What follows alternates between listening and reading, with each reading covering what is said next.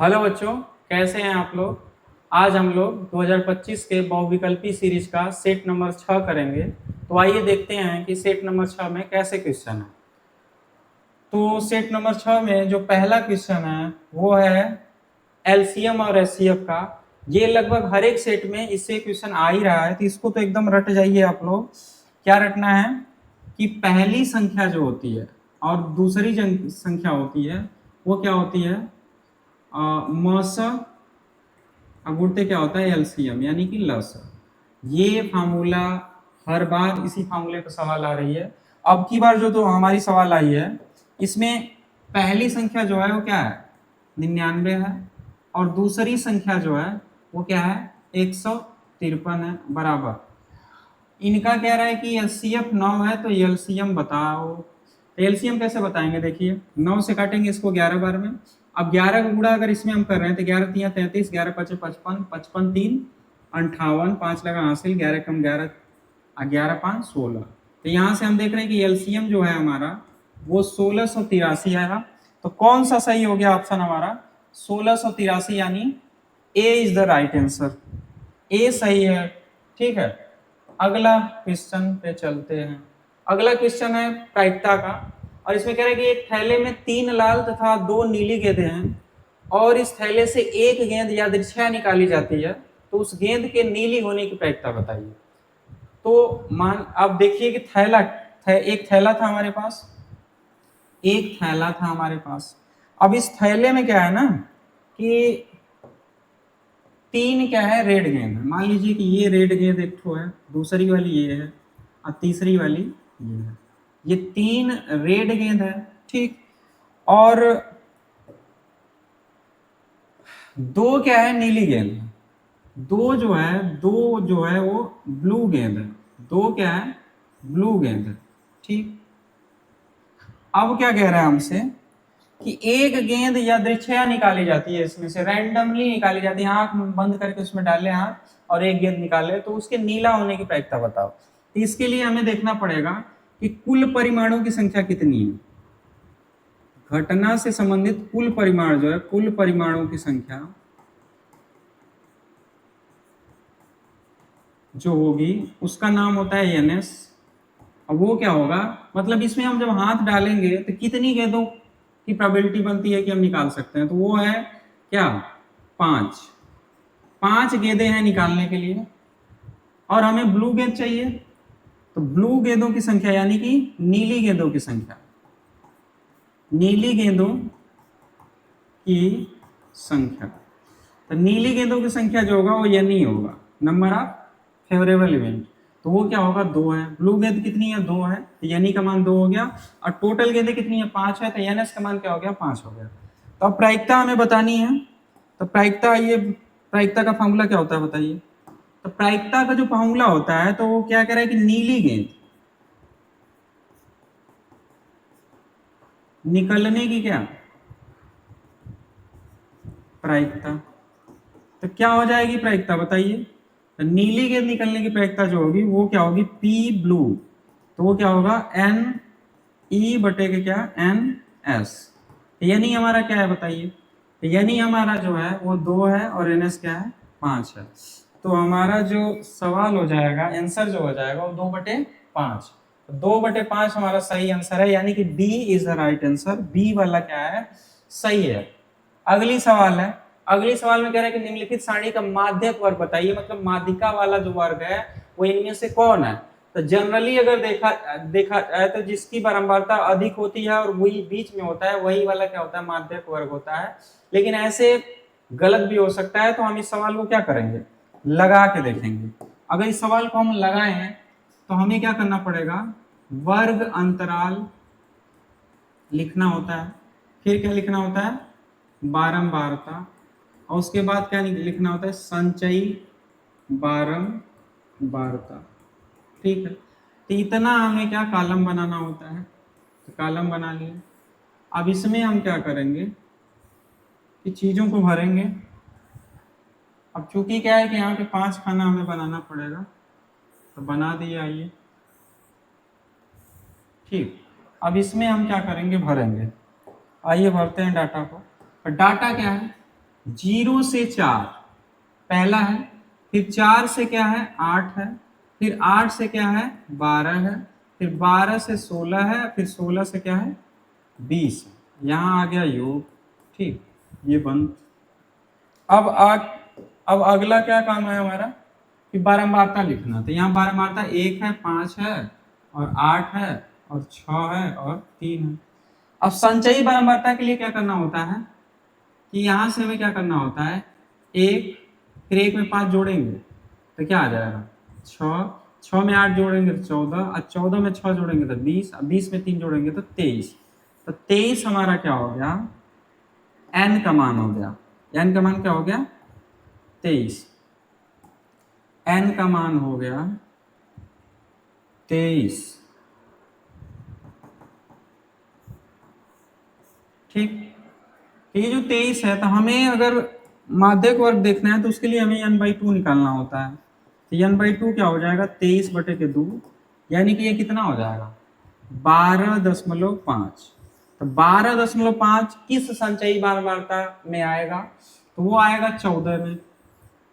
तो इसकी बारंबारता होगी 8 और माध्यक वर्ग क्या होगा 8 से 12। और हम पहले भी सोचे थे कि 8 से 12 वाला आंसर सही है, तो देखिए सही हो गया। लेकिन लगा के देखने पे कंफर्म हो जा रहा है कि 8 से 12 क्या है सही है। तो कौन सा ऑप्शन हमारा सही है 8 से 12, सी वाला आंसर क्या है सही है। आइए अगले क्वेश्चन पे चलते हैं। अगला क्वेश्चन बहुलक वर्ग बताना है। ये सबसे आसान सवाल होती है। इसमें आपको वर्ग अंतराल दिया होता है और बारंबारता दी होती है, और कहता है कि कौन सा इसमें बहुलक वर्ग है। तो बहुलक वर्ग देखने के लिए हमें देखना होता है कि किसकी बारंबारता सबसे अधिक है। तो यहाँ देख रहे हैं कि 23 जो है ना, 23 बारंबारता सबसे अधिक है। तो इसी का जो वर्ग अंतराल होगा वो बहुलक वर्ग होगा, यानी कि 20 से 30 जो है वही बहुलक वर्ग होगा।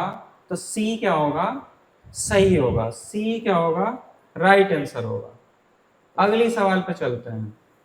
अगली सवाल हमारी है 5वीं। कह रहे किसी सिक्के को एक बार उछाला जाता है तो हेड आने की प्रायिकता बताओ।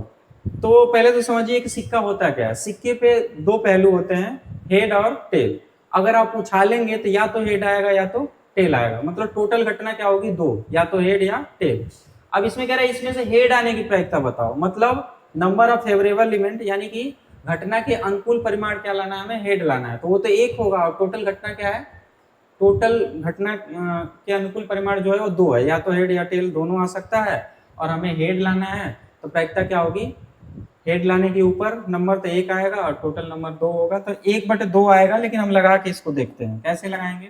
अगर हमारे पास सिक्का है तो सिक्का को जब उछाला जाएगा तो या तो हेड आएगा या तो टेल आएगा। तो यहां से अगर हम देखें तो कुल परिमाणों की संख्या क्या होगी,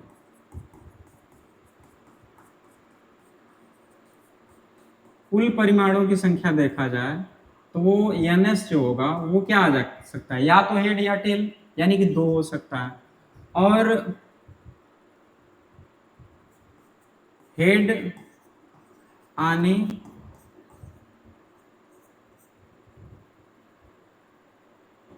के परिमाण की संख्या अगर देखा जाए तो वो तो हेड हेड आएगा, एक ही बार आएगा। तो ये क्या होगा एन ई का मान होगा, किसका मान होगा एन ई का, और ये क्या हो जाएगा एक। तो एन ई का मान एक हो गया, एन एस का मान क्या हो गया दो हो गया। तो प्रायिकता हेड आने की क्या हो जाएगी N E by N S, यानी कि 1/2। तो फार्मूले से लगाना होगा तो हम ऐसे लगाएंगे, और 1/2 हमारा क्या हो जाएगा राइट आंसर। वैसे इस सवाल को बिना फार्मूले के भी सोच सकते थे कि सिक्का उछालेंगे तो दो चीजें आएंगी, हेड या टेल, और हेड आने की प्रायिकता एक ऊपर तो 1/2। ठीक है, तो इसका क्या हो जाएगा डी आंसर सही हो जाएगा। अगली सवाल 144 का अभाज्य गुणनखंड कीजिए। इसको गुणनखंड विधि से आराम से आप लगा सकते हैं। वैसे 144 के बारे में सोचा जाए तो वो होता है 12 का स्क्वायर। अब 12 का स्क्वायर होता है, 12 क्या होता है 3 × 4, तो 3 × 4 का स्क्वायर, यानी कि 3 का स्क्वायर × 4 का स्क्वायर। तो यहाँ 3 का स्क्वायर × 4 का स्क्वायर कौन सा ऑप्शन है, ये वाला। तो ये सही हो जाएगा। लेकिन हम लगा के देखते हैं, तो लगा के देखेंगे तो क्या होगा 144/2 तो कितना आएगा 7 2। फिर 2 बार में काटेंगे तो क्या आएगा 3 दूना 6 6 दूना 12। फिर 2 बार में काटेंगे तो 18 आएगा। फिर 2 बार में काटेंगे तो 9 आएगा। फिर 3 आएगा। फिर 3 से क्या हो गया, कट गया। तो इसका 144 का अगर अभाज्य गुणनखंड किया जाए तो क्या हो जाएगा, ये हो जाएगा 2 गुणे 2 गुणे 2 गुणे 2 गुणे 3 गुणे 3। तो इसको अब देखो 2, अच्छा 2 दिया है तो 2 क्या हो जाएगा, 2 का कितना होगा, 4 बार 2 है तो 4 बार क्या हो जाएगा 2 गुणते 3 का स्क्वायर। तो ये 2 का स्क्वायर 2 के पावर 4 और 3 का स्क्वायर, तो 2 के पावर 4 ये है, ठीक है, 2 के पावर 4 और 3 का स्क्वायर, ठीक है। अभाज्य गुणनखंड करना है और इस पे जो टिक मार रहे हैं आप, ये गलत टिक इसलिए होगा क्योंकि ये जो 4 है ना ये भाज्य संख्या है। वैसे तो ये क्या है, गुणा करने पे 144 ही आएगा, लेकिन ये देखिए कि अगर बिना इसको किए इसको हम टिक मारते तो गलत मार देते, क्योंकि इसमें 4 जो है वो झटके में तो मार दे रहे हैं, सही आंसर है, लेकिन गलती इसमें क्या हो रहा है कि 4 क्या है, अभाज्य नहीं है, 4 को हम 2 गुणे 2 लिख सकते हैं, मतलब हमें अभाज्य के टर्म में लिखना है, तो ये हमारा क्या होगा, गलत आंसर होगा। आंसर सही क्या होगा, ए होगा।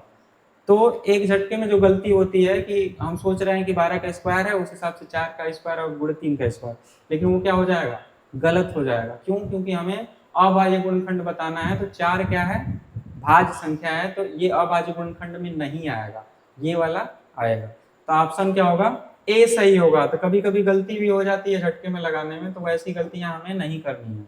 अगली सवाल, 54 और 336 का एचसीएफ बताओ। 54 और 336 का क्या बताओ, एचसीएफ। तो 54 को हम क्या कर लिए, 54 को क्या कर लिए, लिख लिए 2 दूनी के 4, 7 दूना 14, 3 से काटेंगे तो 9 3 27, 3 से काटेंगे 3 लिख 9, 3 से काटेंगे 1। और ऐसे ही अगर हम 336 पे चलें तो 2 से काटेंगे तो 1, 6 दूना 12, 8 दूना 16, 2 से काटेंगे तो क्या होगा, 8 दूना 16, 4 दूना के 8, 2 से काटेंगे तो क्या होगा, 4 दूना का 8 और 2, फिर क्या 2 दूनी 4 1, और फिर 3 से काटेंगे तो 7 और 7 से गया, ठीक है। तो अगर हम इन दोनों का अभाज्य गुणनखंड देखें तो इसमें क्या आ रहा है, 54 में जो आ रहा है वो क्या आ रहा है, 1 ठो 2 आ रहा है और 3 ठो 3 आ रहा है। और ऐसे ही हम क्या करें, 336 का देखें तो कितना 2 आ रहा है, 4 ठो, 2 के पावर 4 अगुणते 3 के पावर 1 और 7 के पावर 1। अब मौसा जब हमें देखना होता है एचसीएफ, तो इसमें क्या होता है कि जो मिल रहा है उसकी मिनिमम घात, इसमें मिल क्या रहा है आप देखिए, कॉमन क्या है, जो कॉमन है उसकी मिनिमम घात हमें देखनी होती है। तो कॉमन क्या है, तो कॉमन 2 है और क्या है 3। तो मिनिमम घात 2 की क्या है, यहाँ तो 4 है तो इसको नहीं लेना है, 1 है तो 1 ले लिए। अब उड़ते 3 में यहाँ क्या है, 3 के पावर 1, तो यहाँ 6 जो होगा वो क्या हो जाएगा, एचसीएफ हो जाएगा। ये अभाज्य गुणनखंड में हमें क्या ढूंढना होता है कि दोनों में जो कॉमन है उसकी मिनिमम घात लेना है। तो कॉमन 2 था और 2 यहाँ 4 था, यहाँ 1 था, तो मिनिमम घात 2 लेंगे। और इसमें 3 कॉमन था और इसमें से यहाँ 3 था घात, यहाँ 1 था, तो 1 लेंगे, तो कितना आ जाएगा 6। तो 6 क्या होगा, राइट आंसर होगा। इस प्रकार से कर लेंगे। अगली सवाल पे चलते हैं। अगली सवाल क्या है, 8वीं सवाल कह रहा है कि बिंदु 3 4 का मूल नहीं, मूल बिंदु से दूरी इससे पहले वाले सवालों में थी, यहाँ कह रहा है बिंदु 3 4 की एक्स अक्ष से दूरी बताओ। अब ये बढ़िया सवाल है कि बिंदु 3 4 की एक्स अक्ष से दूरी बताओ। तो आप पहले समझिए कि अगर आपके पास कोई बिंदु है और एक्स अक्ष या वाई अक्ष से दूरी पूछ रहा है तो उल्टा चलता है कोऑर्डिनेट। जैसे हम बोले कि कोई ए और बी बिंदु है, बिंदु की एक्स अक्ष से दूरी, नोट करके इसको समझ लीजिए, ठीक है, कि एक्स अक्ष से दूरी क्या होगी, ऐसी बिंदु की ए और बी की बिंदु की वाई अक्ष से दूरी। तो जिस अक्ष से दूरी पूछेगा उससे क्या होगा, अपोजिट वाला कोऑर्डिनेट यहाँ रखना पड़ेगा। ये कोऑर्डिनेट क्या होगा एक्स और ये क्या होगा वाई, ये क्या होगा कोऑर्डिनेट होगा, ठीक। तो ये कह रहा है कि एक्स अक्ष से दूरी बताओ, तो यहाँ क्या होगा वाई आएगी, मतलब y निर्देशांक आएगा। और यहाँ कह रहा है कि y अक्ष से दूरी बताओ, तो x निर्देशांक आएगा। ये क्या होता है, दूरियों का ऐसे दूरी बता सकते हैं कि ए बी कोई क्या है, ए बी कोई क्या बिंदु है, तो बिंदु की x अक्ष से दूरी मतलब y निर्देशांक, तो इसका y निर्देशांक क्या है, b है, तो ये क्या हो जाएगा b। और यहाँ पे बोल रहा है कि बिंदु का बिंदु ए बी का y अक्ष से दूरी बताओ, तो यहाँ x निर्देशांक हो जाएगा और इसका x निर्देशांक क्या है, a है। ठीक है, इसके लिए a मान आएगा, इसके लिए क्या आ जाएगा, b। ठीक है, तो ये हो जाएगा। तो हमसे जो पूछा है इसमें क्या पूछा है, x अक्ष से दूरी बताओ, तो कौन सा निर्देशांक होगा, 4। तो 4 क्या हो जाएगा, सही आंसर हो जाएगा। तो 4 इकाई क्या हो जाएगा, सही आंसर हो जाएगा। मान लीजिए ऐसे आपको नहीं समझ में आया, तो आप क्या करेंगे, बनाएंगे। तो उस बिंदु को बनाइए, ये हो गया हमें एक्स वाई निर्देशांक हो गया।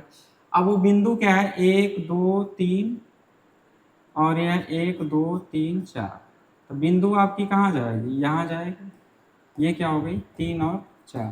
तो इस बिंदु की क्या कह रहा है, x अक्ष से दूरी बताओ। तो x अक्ष से दूरी तो यही है ना, यही है, यहाँ से लेके यहाँ तक। तो ये दूरी क्या है, यही दूरी है। तो ये 4 चला है y एक्सिस पे, तो 4 ही तो होगी। ये 4 हम क्या किए थे, सही किए थे। मतलब कोई बिंदु है और उसकी x अक्ष से दूरी बोले तो y निर्देशांक लिख दो, और y अक्ष से दूरी बोले तो x निर्देशांक लिख दो। यहाँ y निर्देशांक b था और x निर्देशांक a था। वैसे ही हमारी बिंदु थी, अब ये बिंदु क्या थी, 3 4 थी, और कह रहा था कि x अक्ष से दूरी बताओ, तो y वाला निर्देशांक हो जाएगा, यानी कि 4 हो जाएगा। तो चाहे आप इसको रट लीजिए, इससे बताइए, या तो फिगर बनाने से भी क्या हो जा रहा है, समझ में आ जा रहा है। अगली सवाल पे चलते हैं।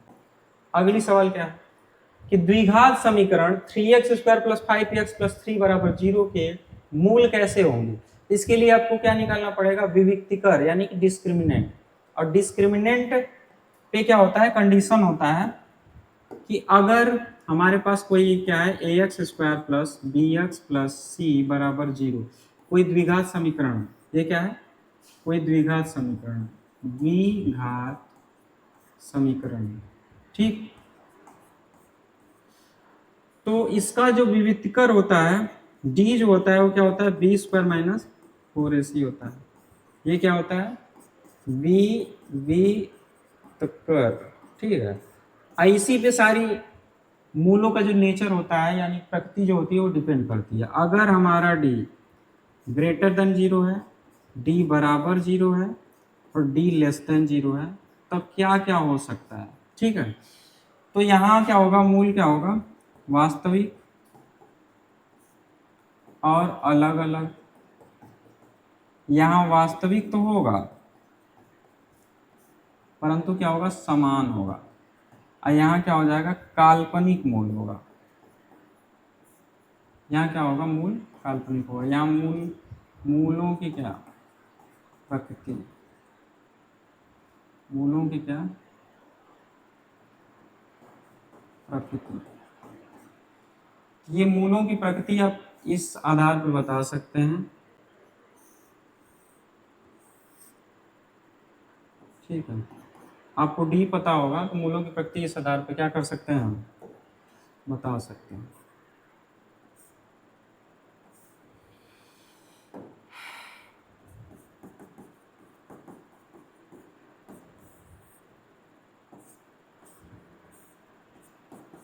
तो डी अगर आपको पता है तो ऐसे हम बता सकते हैं मूलों की प्रकृति। अब हमारे पास जो इक्वेशन है उसके बारे में देखते हैं। इक्वेशन हमारा क्या था, तो हमारा जो द्विघात समीकरण था वो क्या था, 3x square plus 5x plus 3 बराबर 0। तो अगर इसको हम कंपेयर करें अपने इस वाले इक्वेशन से, तो ये वाला इक्वेशन क्या है, ए एक्स स्क्वायर, ये वाला इक्वेशन क्या है, a x square plus b x plus c बराबर 0 से तुलना करने पर, तो अगर हम तुलना करें इससे, तो ए का मान कितना आ जाएगा, 3, बी का मान कितना आ जाएगा, 5, और सी का मान कितना आ जाएगा, 3। तो अगर इसका हम डी देखें तो क्या होगा, बी स्क्वायर माइनस 4ac। तो डी क्या हो जाएगा बताइए, 5 का स्क्वायर माइनस 4, ए का मान कितना 3 और सी का मान भी 3। तो यहाँ 25 हो गया, लेकिन ये 3 तो लिखे 9 चौके 36। तो डी हमारा क्या आ जा रहा है, क्या आ रहा है माइनस क्या 11। अब -11 मतलब डी क्या हो गया, लेस देन 0 हो गया। और डी लेस देन 0 कौन सा कंडीशन है, डी लेस देन 0 कौन सा कंडीशन है, ये वाला। मतलब मूल क्या होगा, काल्पनिक। तो काल्पनिक मूल को क्या बोलते हैं, वास्तविक नहीं होगा। काल्पनिक मूल को क्या बोलते हैं कि वास्तविक नहीं है। जो वास्तविक नहीं है वही तो काल्पनिक है। तो ये वाला हमारा क्या हो जाएगा, सही हो जाएगा। सी वाला आंसर क्या हो जाएगा, सही हो जाएगा। आइए आगे देखते हैं। तो ये चीज हमें पता होनी चाहिए थी कि अगर डी क्या होगा, लेस देन 0 होगा तो क्या मूल काल्पनिक हो जाएगा। यहाँ डी लेस देन 0 आया, इस वजह से क्या है, मूल काल्पनिक होगा। काल्पनिक मूल को ही बोलते हैं, वास्तविक नहीं है। कंफ्यूज नहीं होना है, ठीक है। अगली सवाल है कि समीकरण इतना था इतना का हल होगा। देखिए ये सवाल क्या है कि एक ट्रिक आपको बताया था एक क्लास में, और उस ट्रिक पे बैठ रही है।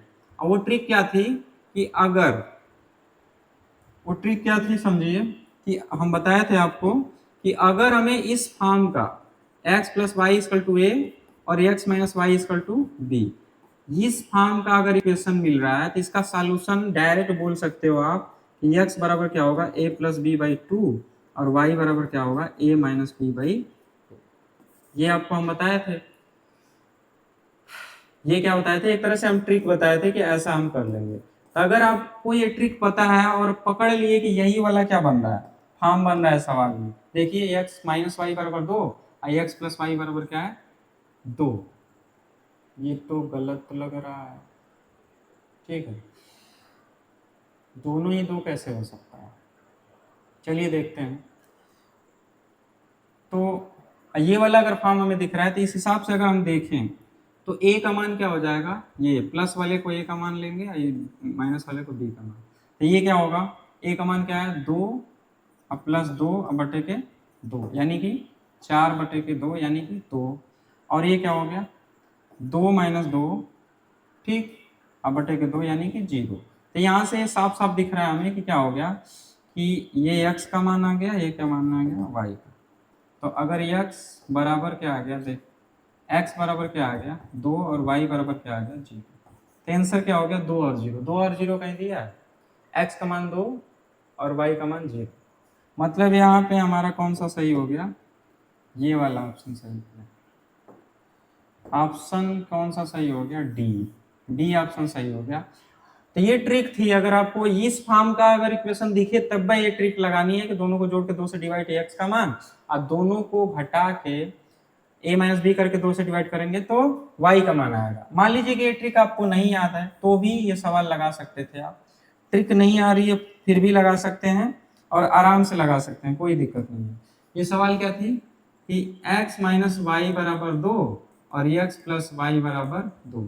तो यहाँ पे हम क्या करते थे कि जोड़ने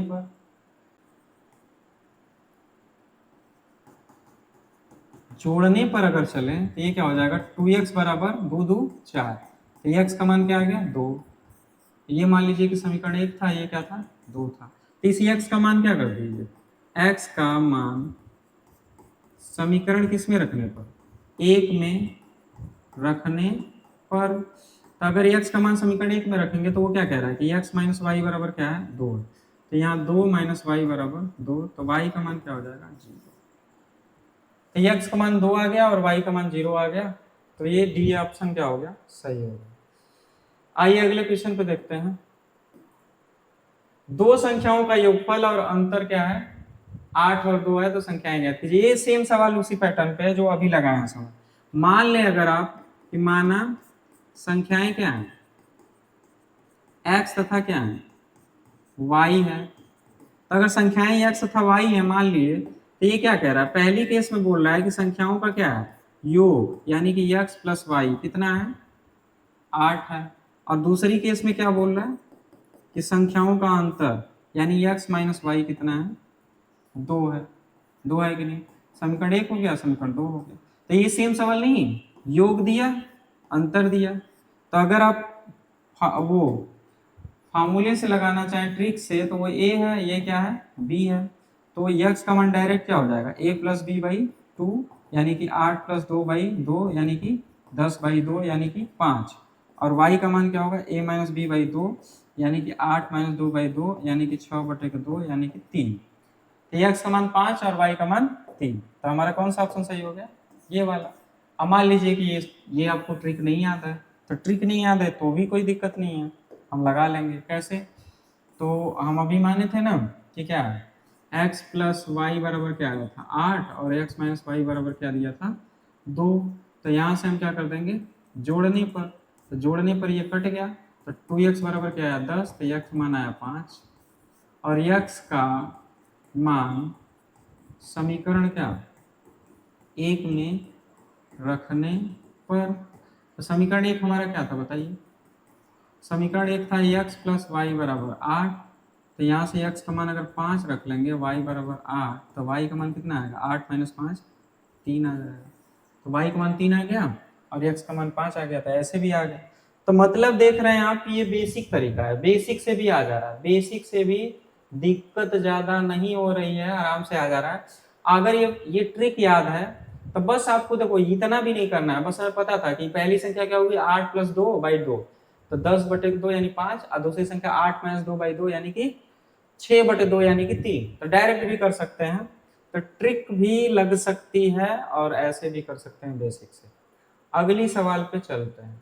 अगली सवाल हमारी समांतर श्रेणी की है, कह रहा है समांतर श्रेणी 10 7 4 का 20वां पद बताओ। तो अगर अब आपको समांतर श्रेणी का 20वां पद बताना है, तो ये 10 है, श्रेणी क्या है 10 है 7 है 4 है dash dash dash dash dash AP series है। तो अगर इस एपी सीरीज को देखा जाए तो इसमें प्रथम पद क्या है, प्रथम पद तो यही होता है, तो ए बराबर क्या है 10 है, और डी देखने के लिए हमें क्या करना होता है, दो पदों का अंतर, सटे हुए पदों का अंतर, तो 7 माइनस 10 क्या होगा -3, तो डी का मान -3 हो गया, ए का मान क्या हो गया 10 हो गया। अब हमें क्या करना है, कौन सा पद निकालना है, तो पद हमें निकालना है 20वां।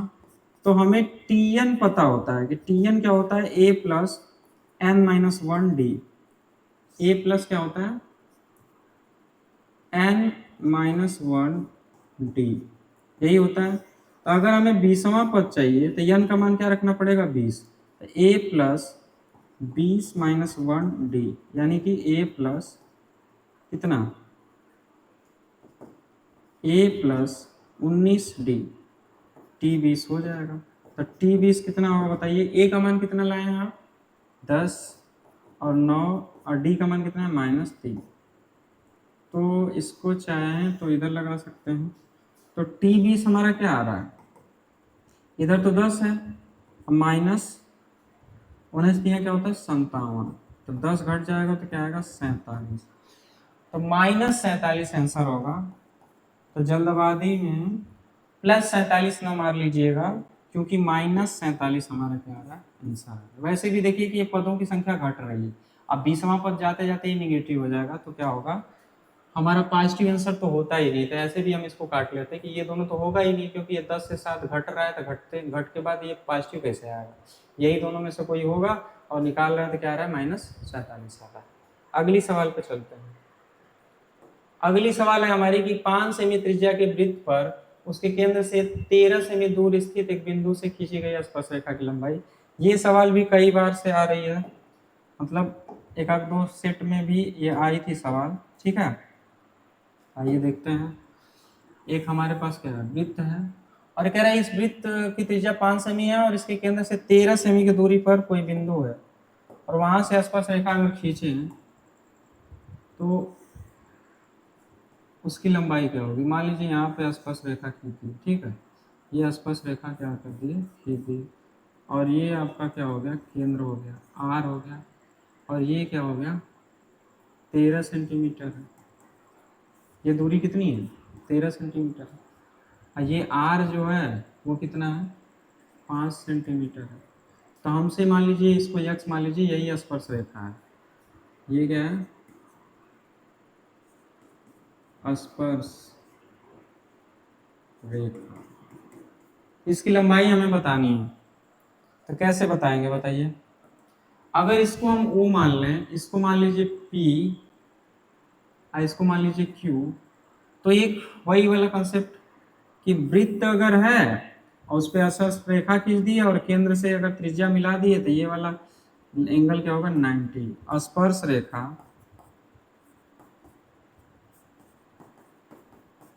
और त्रिज्या अगर आपके पास है तो इनके बीच का कोण क्या होता है 90। तो इस हिसाब से ये भी त्रिज्या है, ये स्पर्श रेखा है, तो इसके बीच का कोण 90 होगा। 90 के सामने का कोण होता है और ये अगर थीटा मान लीजिए, इसके सामने का ये क्या होगा लंब होगा। तो लंब होगा मतलब 5 है लंब का मान, कर्ण का मान कितना हो गया 13 और यक्ष क्या हो गया आधार हो गया। और ये समकोण त्रिभुज, समकोण त्रिभुज ओ पी क्यू में अगर हम चले तो पाइथागोरस प्रमेय लग जाएगी, कर्ण का स्क्वायर बराबर आधार का स्क्वायर प्लस लंब का स्क्वायर। तो कर्ण का स्क्वायर कितना होगा 13 का स्क्वायर, आधार कितना होगा आपका x का स्क्वायर और लंब कितना है 5 का स्क्वायर। तो ये क्या हो जाएगा 169 एक्स स्क्वायर प्लस 25। तो ये एक्स स्क्वायर जो हो जाएगा 169 में से 25 बटा लीजिए, एक्स स्क्वायर 144 होगा। तो ये एक्स का मान क्या आ जाएगा 12। वैसे आएगा प्लस माइनस 12, लेकिन यहाँ लेंथ है तो प्लस ही लेंगे, तो इसलिए हम क्या कर रहे हैं प्लस ही लिख रहे हैं। तो प्लस 12 यानी कि कौन सा आंसर हमारा सही हो गया डी। डी क्या हो गया हमारा सही आंसर हो गया। आइए अगली सवाल पे चलते हैं। अगली सवाल हमारी है कि 7 सेमी भुजा वाले दो घनों के सिरों को परस्पर मिलाकर प्राप्त ठोस का संपूर्ण पृष्ठीय क्षेत्रफल बताइए। दो घन है हमारे पास, अब दो घनों को हम क्या कर दिए मिला दिए। दो घनों को अगर मिला देंगे तो आकृति घनाभ जैसी बन जाएगी। अब वो कैसे बनेगी वो हम दिखा देंगे। ये मान लीजिए कि हमारा घन था, ये घन रहा होगा ऐसे, ठीक ऐसे घन रहा होगा दो ठो। अब दोनों घनों का भुजा बोला है, क्या बोला है कि 7 सेमी, मतलब कि ये ए वाला 7 सेमी है, ये भी ए वाला क्या है 7 सेमी, यहाँ से यहाँ तक 7 सेमी भुजा का घन रहा होगा, दो ठो अलग अलग, इनको जोड़ दिया तो टोटल घनाभ जो बना ना उसकी लेंथ क्या हो जाएगी 7 + 7 यानी कि 14। तो बस लेंथ परिवर्तित होगी घनाभ में, बाकी ये जो इसका ब्रीथ होगी वो तो 7 होगी और हाइट जो होगी वो भी क्या होगी 7 होगी, ठीक। ये भी क्या होगी 7 होगी। ब्रीथ यानी चौड़ाई क्या होगी 7 ही होगी और ऊंचाई भी 7 ही होगी, क्योंकि चौड़ाई और ऊंचाई तो घन से ही बनेगी और घन का सब ए होता है।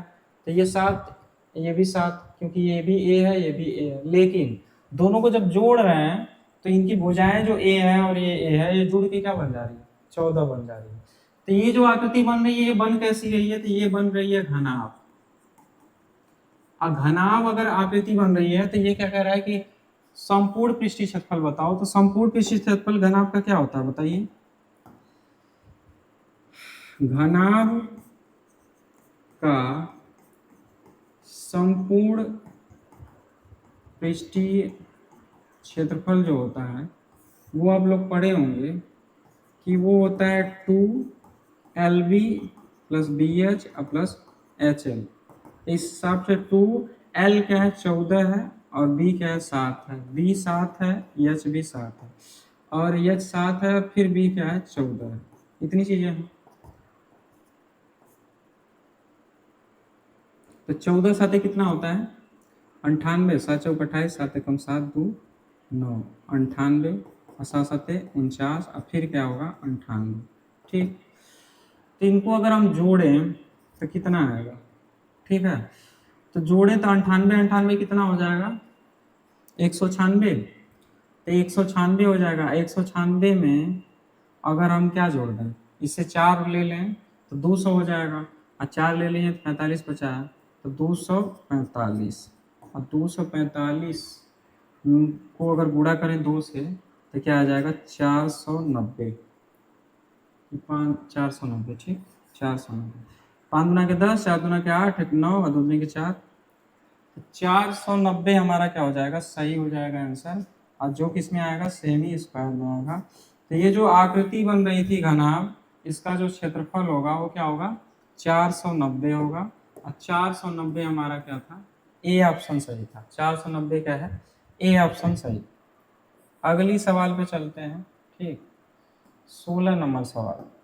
16 नंबर सवाल कह रहे हैं कि त्रिज्या 21 सेमी वाले वृत्त का एक चाप केंद्र पर 30 अंश का कोण अंतरित करता है, चाप की लंबाई बताइए। तो एक हमारे पास क्या है, वृत्त है। आइए वृत्त बना दिए, ये हो गया वृत्त, ये क्या हो गया वृत्त, वृत्त जैसा बने तो ना, चलिए ये वृत्त हो गया। अब कह रहा है कि 21 सेमी त्रिज्या वाले वृत्त का एक चाप केंद्र पर 30 अंश का कोण बनाता है। 30 अंश का कोण बनाता है। कितने अंश का कोण बनाता है? 30 अंश। ये जो थीटा है ये आर है, तो ये कह रहा है कि थीटा जो है वो 30 अंश का कोण बनाता है और आर जो है वो कितना है, 21 सेंटीमीटर। ये दो चीजें दिया है।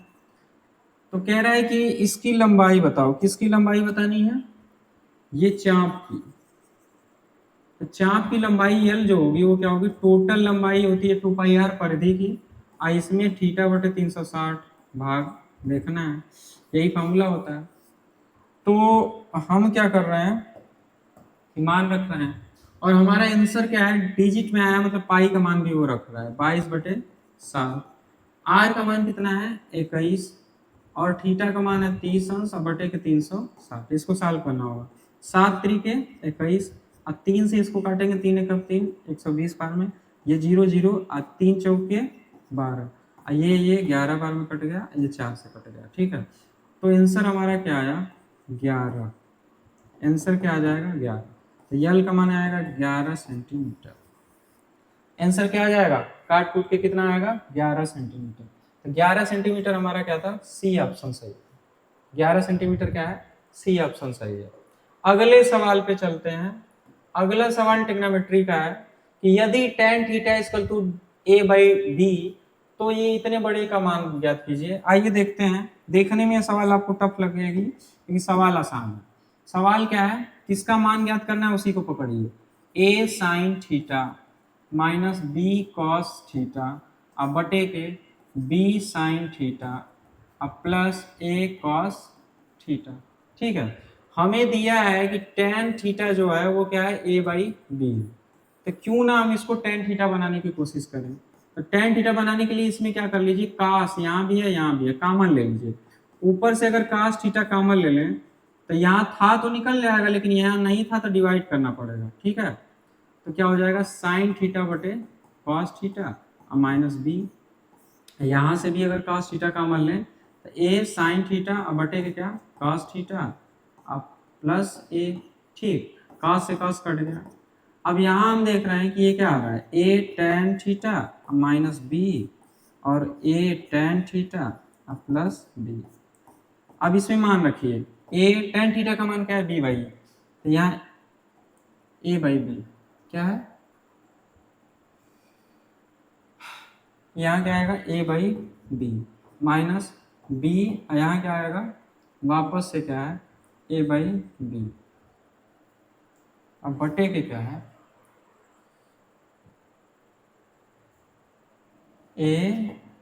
a/b प्लस b, यहाँ b नहीं है बस। ठीक है, तो ये सवाल क्या हो गई, a²/b minus B a² plus B a²/b plus B. ये क्या आ रहा है, a² माइनस b² बटे के बी a² प्लस b² बटे के बी, तो b से b कट गया, a² माइनस b² बटे के a² प्लस b²। ये ऑप्शन कौन सा सही है, a² माइनस b² बटे के a² प्लस b²। तो हमारा जो ऑप्शन सही दिख रहा है वो कौन सा वाला दिख रहा है, सी ऑप्शन सही दिख रहा है। एक बार फिर से समझिए इसको, tan थीटा बराबर a/b है, तो यहाँ से अगर हम साइन cos थीटा कॉमन ले लें tan बनाने के लिए, तो cos थीटा कॉमन हो गया, तो साइन बटे cos, यहाँ cos नहीं था तो डिवाइड करना पड़ेगा, यहाँ से तो निकल गया, तो ये cos थीटा कट गया, ये tan बदल गया और tan का मान यहाँ रख दिए, और फिर ये a² माइनस बी ऐसे हुआ। फिर हम क्या किए, इस b का इसमें गुणा किए तो a² माइनस b² बटे b हुआ, ये भी वैसा हुआ a² प्लस b² अपन b कट गया, जो बचा वो ये बचा, और ये चीज क्या है यहाँ पे यानी कि हमारा सी ऑप्शन क्या हो जाएगा, सही हो जाएगा। अगली सवाल कह रहे 3 cot A इक्वल टू होगा, यहाँ ये गलत हुआ है। 3 cot A बराबर क्या होगा, माइनस लिखा नहीं है, ये बराबर है। 3 cot A बराबर क्या है, 4 है, तो सेक ए का मान ज्ञात कीजिए। आइए देखते हैं। 3 cot A बराबर क्या है, 4 है, तो cot A बराबर क्या हो जाएगा, 4/3। तो tan A बराबर क्या हो जाएगा, उल्टा होता है cot A, तो 1/4/3 यानी कि 3/4। तो tan A हम निकाल लिए कितना, 3/4। तो अगर सेक ए हमें चाहिए तो एक सरसमिका आप लोगों को याद होगी कि सेक स्क्वायर ए जो होता है ना, वो होता है, वो क्या होता है, 1 + tan², 1 क्या होता है, tan² ए होता है। ठीक, तो यहाँ क्या हो जाएगा, 1 प्लस tan² यानी tan ए का मान कितना है, 3/4 है, तो यहाँ रख दीजिए 3/4 का होल स्क्वायर। तो 1 + 9/4 यानी कि 4 + 9/4 यानी कि 13/4। ये आया सेक स्क्वायर ए। तो सेक ए बराबर क्या हो जाएगा, √13/9, √13/9 यानी कि √13/3। तो √13/3 हमारा क्या आया, आंसर आया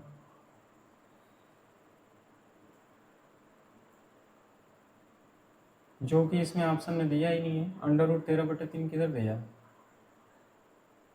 दिया ही नहीं है, तो हो सकता है कि ऑप्शन गलत हो।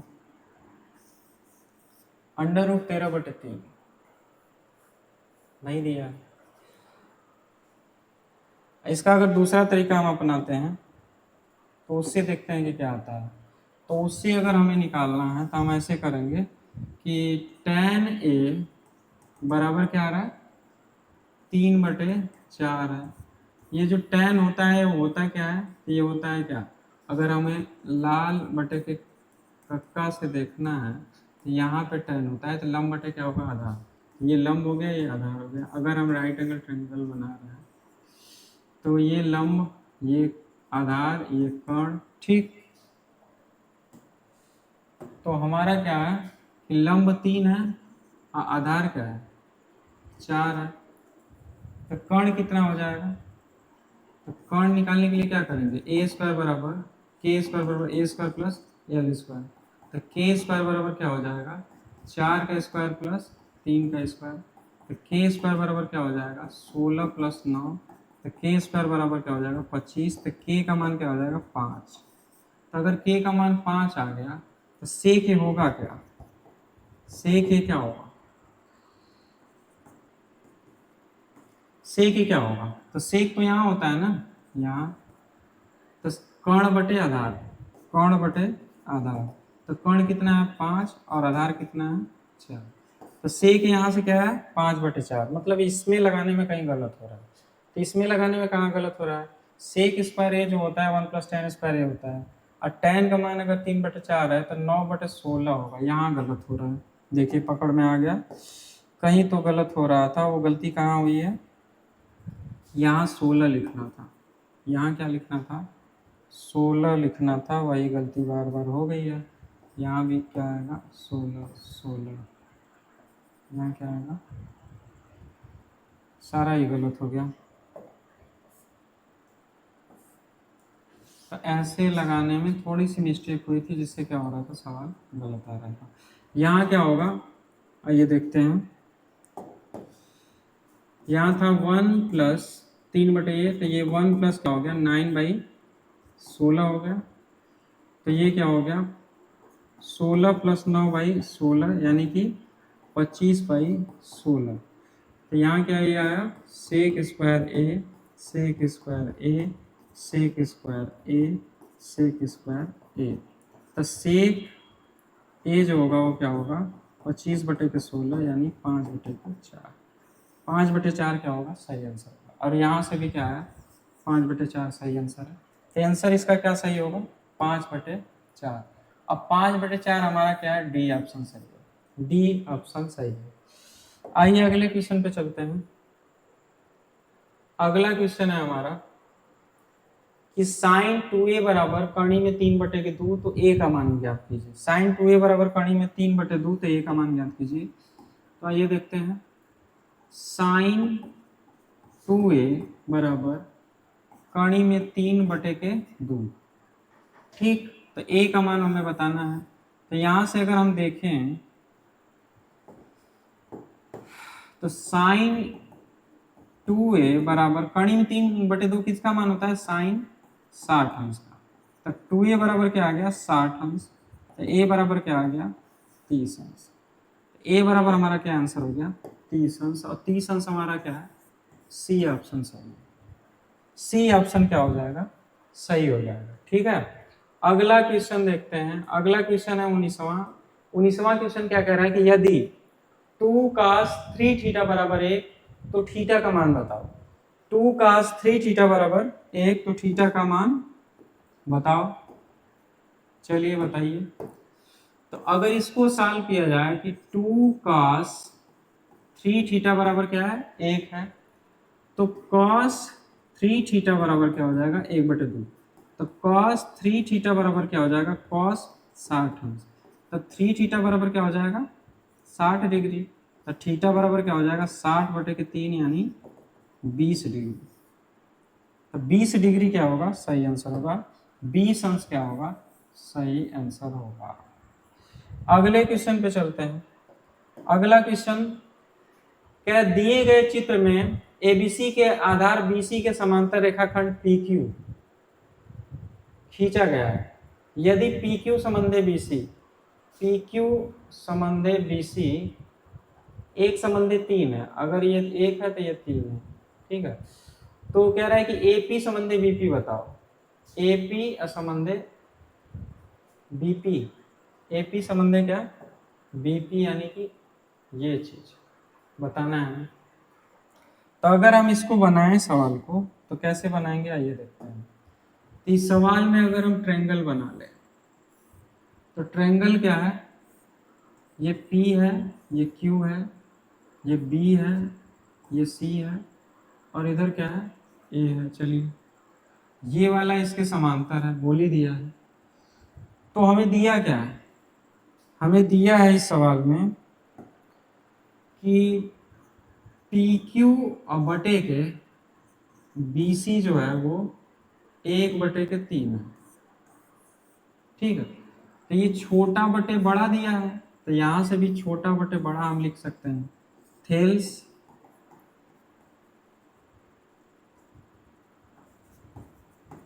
प्रमेय से, थेल्स प्रमेय क्या कहती है कि यहाँ पहले क्या था कि त्रिभुज ए बी सी में पी क्यू पैरेलल क्या है? बी सी क्या है? थेल्स प्रमेय से क्या हो जाएगा कि ए पी बटे के छोटा बटे बड़ा, मतलब ए बी बराबर क्या होगा? यहाँ से छोटा बटे बड़ा, तो पी क्यू बटे के क्या?